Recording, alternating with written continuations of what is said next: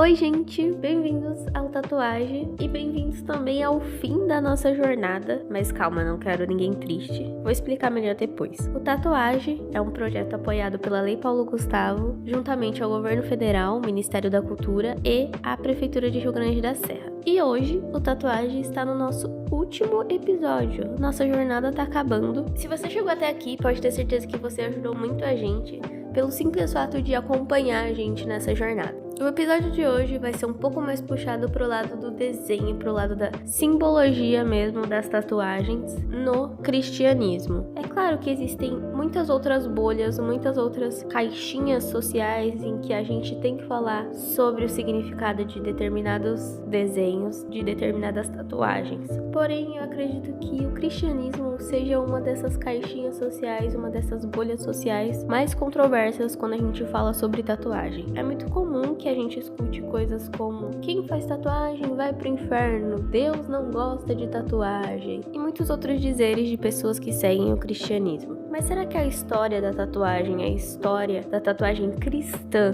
tem algo diferente pra dizer pra gente?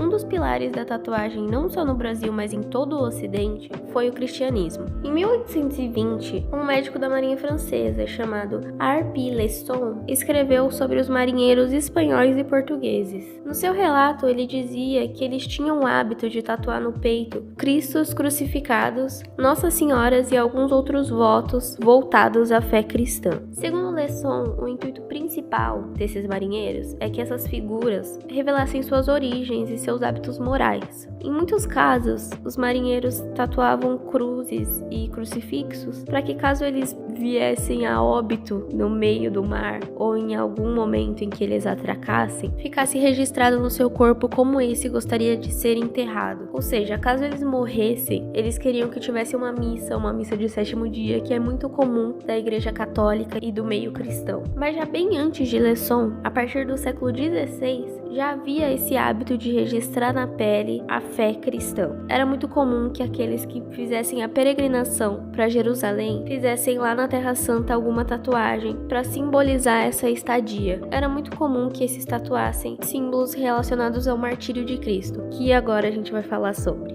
Os martírios de Cristo também são conhecidos como objetos da paixão de Cristo e se tratam, como diz o nome, de objetos que possuem muito significado para a história da paixão de Cristo, para a história de Cristo na Terra. Mas o que são esses símbolos? Entre eles, que são muitos, temos sóis, anjos, martelos, espadas, cruzes, esponjas, caveiras com tíbias, tíbia que é um ossinho, sabe? É uma caveira com um ossinho cruzado atrás.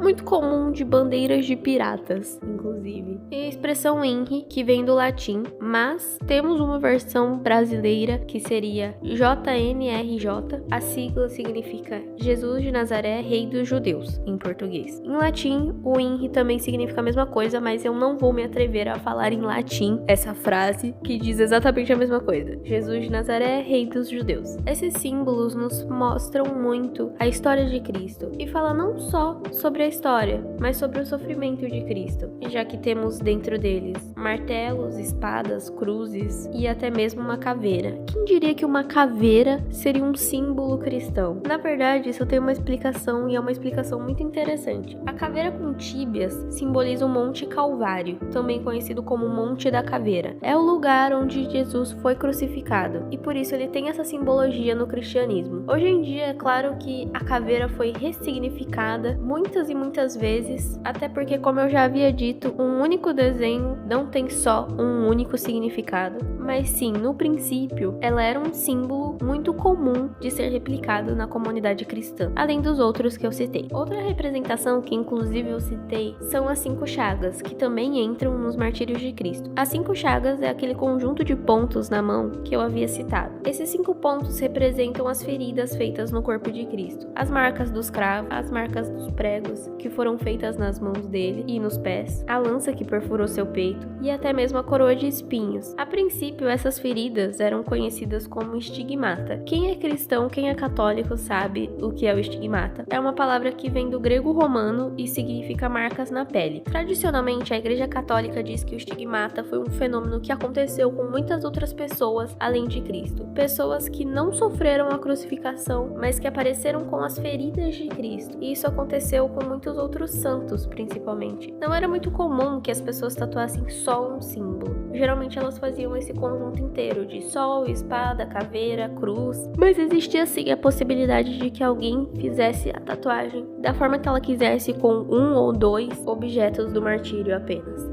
Foram os imigrantes judeus, libaneses e sírios que trouxeram esse hábito para o Brasil. Aqui, o Tatu Look, por exemplo, já tinha o hábito de tatuar diversas Nossa Senhoras, que é a padroeira do Brasil, em caminhoneiros da região de Santos. Elas eram feitas como uma forma de proteção. A Nossa Senhora de Aparecida é a padroeira do Brasil, como eu havia dito, e é uma santa muito popular entre os tatuados religiosos. Até mesmo dentro das penitenciárias, você consegue achar esse símbolo e é sempre uma forma de proteção e uma forma de fé. Também é muito comum acharmos siglas como JMJ, que representa Jesus, Maria, José. Mas o símbolo que mais me chama a atenção, e que inclusive é um símbolo que eu tenho tatuado, é o coração de Maria. O coração de Maria se trata de uma representação de um coração com 7 espadas atravessadas. Talvez vocês já tenham visto esse símbolo em algum lugar, e é claro que esse símbolo possui muitos outros significados. Hoje em dia é muito comum a gente ver isso relacionado a uma traição, a uma quebra de confiança, ou seja, um coração partido. Mas o coração de Maria se trata da representação mais profunda de amor e sofrimento que você pode achar nesse nicho de tatuagens religiosas. O desenho é claramente muito simples, um coração apunhalado, e a figura se refere à passagem de Lucas 2:35. E quanto a ti, uma espada de dor transpassará a tua alma. Essa passagem se refere ao momento que o profeta Simeão conta a Maria, mãe do menino Jesus, que ela iria sofrer muito, já que Jesus ia crescer e ia ser crucificado para pagar todos os pecados daqueles que viviam na terra. E sim, Jesus sofreu, ele sofreu muito, mas acredito que a dor de Maria ao ver o sofrimento do filho dela seja algo inimaginável. Até porque, como muitos dizem, não há sofrimento maior do que uma mãe que perdeu seu filho. Sendo assim, cada flagelo, cada ferida que Jesus sofreu foi em Maria uma espada. E juntando todos os sofrimentos, do início ao fim da paixão de Cristo, Maria teria então 7 espadas apunhaladas no peito. O coração de Maria então é um símbolo muito profundo sobre o sofrimento de uma mulher e de uma mãe. E há anos atrás, ele era marcado na pele de pessoas que sofreram tal dor ou que sentiam empatia pela história da Maria. Essa ideia de uma Maria com o coração apunhalado durou por muito tempo no meio da arte sacra, ou seja, no meio da arte religiosa. Antônio Francisco Lisboa, por exemplo, conhecido como Aleijadinho, um dos escultores e arquitetos mais incríveis do Brasil, entalhou uma obra conhecida como Nossa Senhora das Dores, que faz referência a Maria. A santa tem o coração apunhalado por 7 espadas. Aleijadinho foi apenas um dos muitos artistas que representaram, que entalharam e esculpiram essa imagem. E por fim, mas não menos importante, temos o ícone cristão que representa a esperança. Esse ícone seria uma âncora, nada mais, nada menos do que uma âncora. Segundo Hebreus 6:19, a esperança, com efeito, é para nós a âncora da alma, segura e firme, penetrando para além do véu. As tatuagens de âncora eram muito comuns do meio marítimo, era muito comum que os marinheiros fizessem isso. Não só pela representatividade das suas profissões, mas pela esperança, a esperança de um dia voltar para casa, por exemplo. Uma forma de saber que essa tatuagem, que essa âncora, tinha um vínculo não com o lado profissional, mas com o lado religioso, era quando essa vinha unida a uma cruz e um coração, que respectivamente significam fé e amor. Então, juntando, a gente tem a esperança, a fé e o amor, que é o princípio de tudo, que é o que Jesus pregou quando ele esteve na Terra, mas que muitas das vezes é algo que a gente vê negado pelas igrejas e pelo meio religioso. Hoje em dia é muito comum a gente ver que as pessoas religiosas, elas não estão na igreja pela fé, pela esperança ou pelo amor ao próximo. Elas estão nesse meio porque elas têm medo do que vem depois da vida, seguindo condutas que elas ditam o certo pra elas e pra todo mundo, elas acabam cometendo muito mais pecados do que elas cometeriam se fizessem uma simples tatuagem. E a pergunta é, em que passagem bíblica diz que a gente não pode fazer tatuagem? Há sim uma passagem bíblica que agora eu não me lembro qual, mas que diz que Jesus desaprova alterações corporais. Acontece que a tatuagem não é uma alteração corporal, ela não muda o que você tem continua ali, ele só foi acrescentado. E é claro que é muito difícil a gente ver esses símbolos, os símbolos que eu citei, o coração apunhalado, uma âncora, uma caveira, entre outros símbolos. É muito difícil ver esses ícones vinculados ao cristianismo. Mas então, o Tatuagem foi fazer sua pesquisa de campo. O Tatuagem visitou o Museu da Arte Sacra de São Paulo. E lá é possível ter qualquer confirmação de que sim, esses símbolos vêm do cristianismo e estavam no cristianismo há tanto tempo que alguns itens nem são datados. Não é possível você saber a data ao exato, apenas o século. Geralmente século 14, 15, 16 também. E sinceramente, não consigo imaginar uma forma de arte melhor para representar esses símbolos do que a arte sacra, porque os caras mandavam muito bem. É um museu incrível para se visitar, porque você vê a quantidade de detalhes que esse tipo de obra tem. É muito comum que a gente fique interessado por capelas e catedrais internacionais, a Capela Sistina, a Catedral de Notre Dame, mas o Museu da Arte Sacra possui um acervo tão bonito quanto essas catedrais conhecidas mundialmente. Se você olhar bem os detalhes, você olhar bem as obras, você vai conseguir ver as escritas que estão gravadas nelas. Muitas das vezes INRI, como eu já havia citado, Jesus de Nazaré, Rei dos Judeus. Geralmente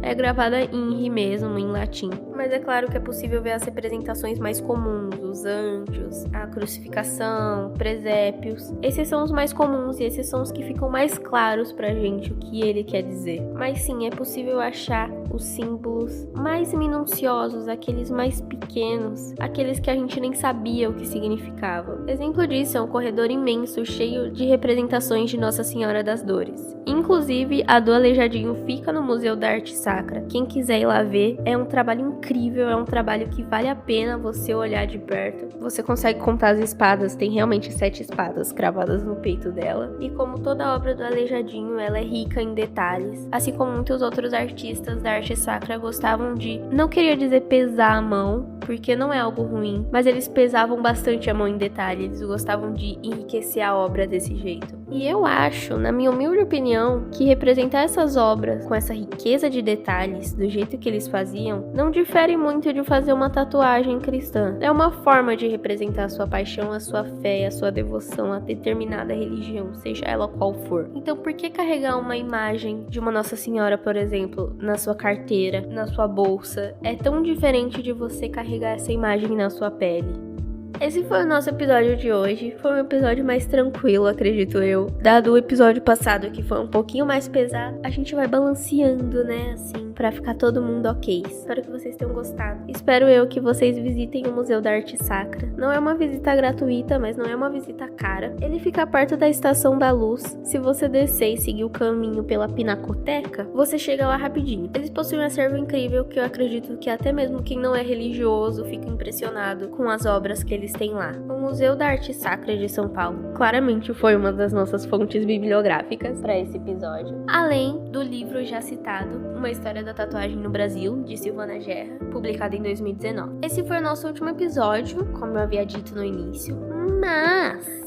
senhores e senhoras e senhores, teremos um episódio bônus na semana que vem, porém esse episódio não será sobre a tatuagem, sobre a história da tatuagem. Esse episódio falará sobre a criação do podcast em si. Quando eu tive a ideia de fazer um podcast, eu queria que fosse simples, eu queria que fosse fácil, e eu queria mostrar para as outras pessoas que elas também podem contar suas histórias, contanto que essas histórias sejam verdade. Então esse último episódio vai ser um episódio bônus, digamos assim, um episódio 6, um episódio tatuagem mais, não sei. Vou pensar num nome bonitinho pra ele. Mas esse episódio vai tratar sobre a criação do podcast, sobre como vocês podem criar o seu podcast e contar suas próprias histórias. Não esqueçam de seguir a gente nas redes sociais, vulgo Instagram, @tatuagempodcast. Lá a gente também vai liberar um e-book que vai ser vinculado a esse episódio bônus de como criar um podcast. Então fiquem atentos lá, que vai ser liberado lá, o link vai ficar lá pra vocês acessarem sempre quiserem, pra vocês fazerem download também. O Tatuagem é um projeto aprovado e apoiado pela Lei Paulo Gustavo, o Governo Federal, o Ministério da Cultura e a Prefeitura de Rio Grande. E sinceramente eu só tenho a agradecer a todas as pessoas que me ajudaram, a todas elas que contribuíram de alguma forma com o Tatuagem para que o Tatuagem pudesse acontecer. Eu vou deixar para agradecer melhor as pessoinhas em especial no próximo episódio, mas eu queria deixar bem claro que eu sou muito grata a essas pessoas e eu sou muito grata a vocês que estão ouvindo nesse exato momento, que ouviram todos esses episódios, que ficaram aqui com a gente, curtiram essa jornada. Muito obrigada por vocês estarem aqui. É muito importante pra mim e eu acredito que seja muito importante pra vocês a história da tatuagem também. Se não era, agora passou a ser, porque decretei e fim.